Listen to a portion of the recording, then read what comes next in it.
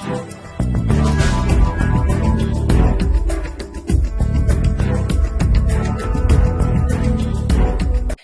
on the Capitol Show, we welcome Joe Mitchell, a rising conservative voice and candidate for the United States Congress for Iowa's 2nd Congressional District. Joe Mitchell made history when he was elected to the Iowa House of Representatives at just 21 years old, becoming the youngest state legislator in Iowa's history. Now, at just 28 years old, he's running for Congress.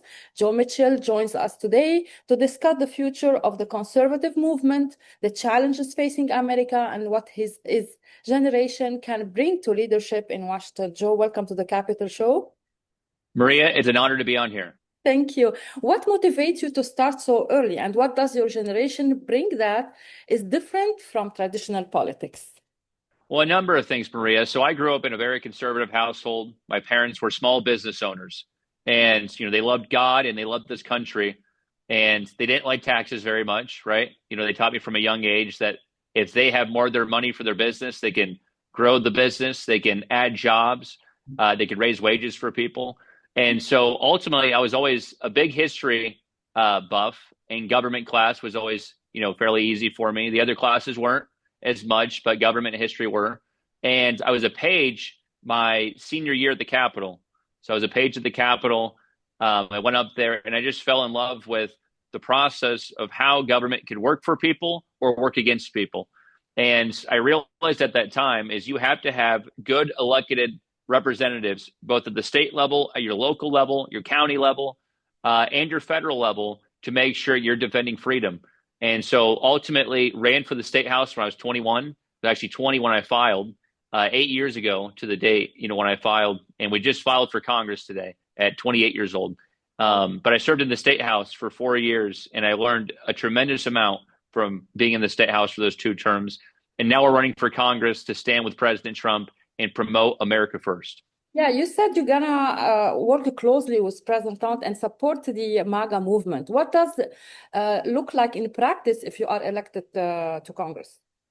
What it looks like, Maria, is always America first, whether that's at home or abroad. And so domestically, we have to continue to get prices down and raise wages. The American people for the last 4 years under Joe Biden, they got ripped off. And inflation went through the roof. Housing prices went through the roof. Their paychecks were stagnant or declined and went down. And President Trump had to come in and clear up this mess. And so he's starting to stabilize things, but he continues to need allies in Congress that will stand firm with him to make sure that we're bringing down the cost of groceries, utilities, housing, which he's already done, by the way. The Democrats started the affordability crisis, and he's cleaning up their mess. And he needs allies like myself. And Maria, we talked about this, I think, when we met at Mar-a-Lago, but I'm a developer. I'm a home builder. So I'm a businessman. I understand firsthand how to balance a budget. I've signed the front of a paycheck. I understand how to build homes and build them affordably.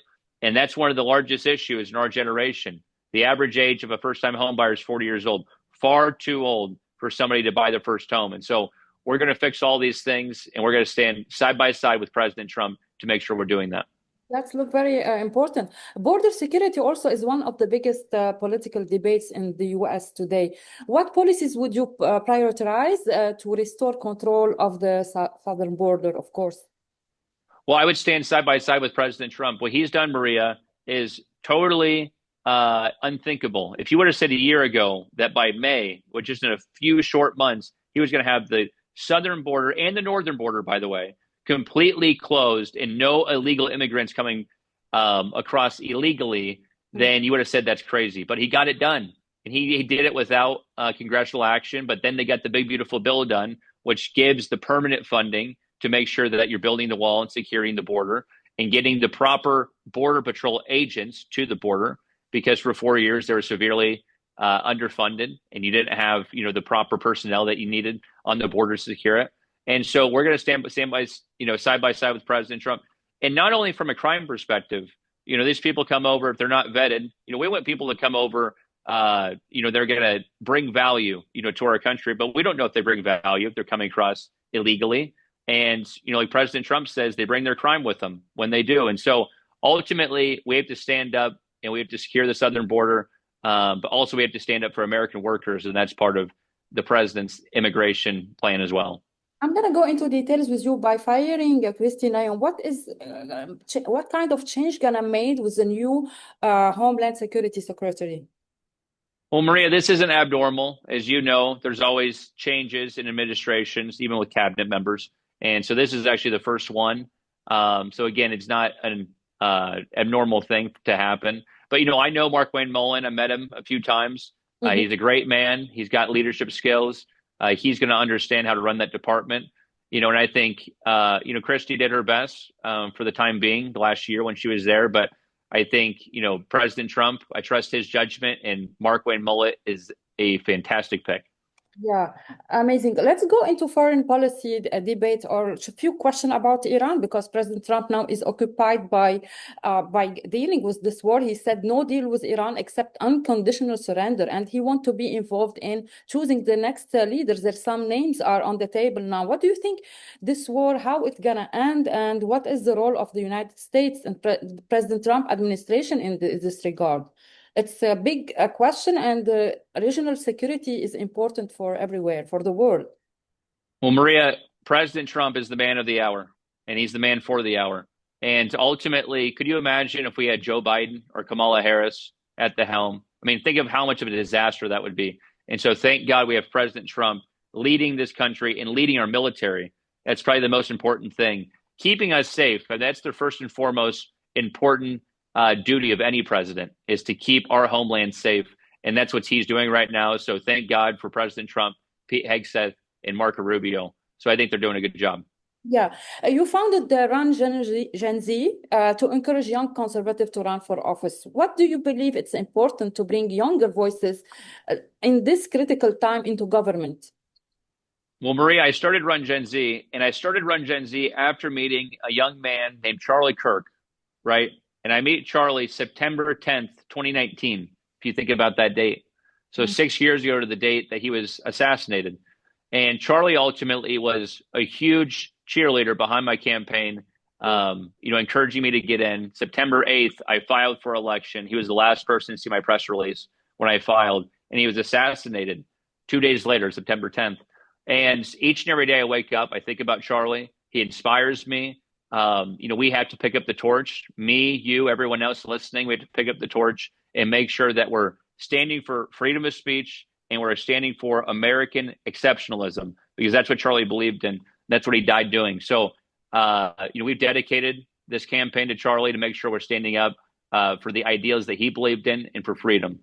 Absolutely, I agree with you. American politics has become extremely polarized. Do you believe there is still room for bipartisan cooperation in Washington?